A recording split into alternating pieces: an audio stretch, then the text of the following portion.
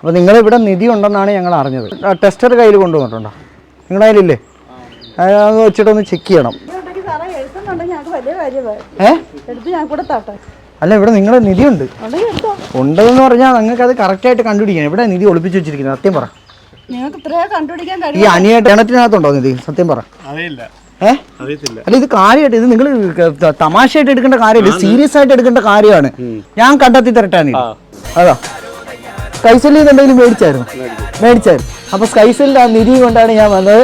ആ 1.5 ലക്ഷം രൂപ സ്കൂട്ടർ അടിച്ചിരിക്കുകയാണ്. ഏതുണ്ട് നിധി ഇപ്പൊ കിട്ടിയ? പിന്നെ നിധി ഇല്ലെന്ന് ആരാ പറഞ്ഞ? നിധി ഉണ്ടാ? അപ്പൊ നിധി ഉണ്ടെങ്കിൽ എനിക്ക് തരാതെ പറഞ്ഞില്ലേ?